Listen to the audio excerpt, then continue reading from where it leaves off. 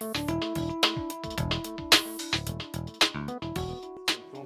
ont mis signature, page de trucs, là, qu'ils auraient dû mettre là, mais je crois que c'est... Fin 2005-2006, j'ai parti le cabinet en quittant un grand bureau.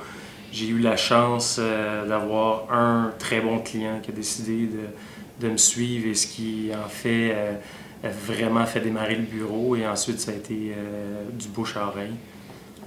De mon côté, j'ai rejoint Blue HF en 2010. Moi, j'ai eu la chance que le bureau ait déjà commencé quand je suis arrivé, que mes collègues avaient déjà essuyé un certain nombre de plâtres. Démarrer en solo ou en petite structure, c'est un parcours difficile. Il faut faire des calculs, il faut être chanceux, mais il faut surtout avoir confiance en ses capacités, avoir fait une bonne analyse du marché.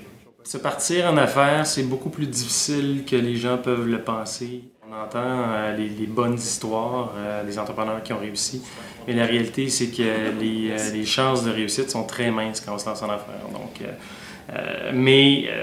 si on dit ça à un entrepreneur, l'entrepreneur va complètement l'ignorer parce que c'est dans son sang, je pense. Quand on recherche l'aventure, peu importe ce qu'on va nous dire, moi j'ai l'impression, surtout quand on est jeune, puis on n'a pas d'enfants, pas de famille, c'est à ce moment-là qu'on fait le saut, puis on apprend sur le terrain. C'est vraiment essai-erreur, puis on réalise que dans certains cas, on était très bien où on était, puis dans d'autres cas, on se retrouve dans une meilleure situation, c'est sûr. Donc, il n'y a aucun milieu qui nous offre le bonheur parfait, mais définitivement, moi, je ne retournerai pas en arrière maintenant que j'ai fait le saut.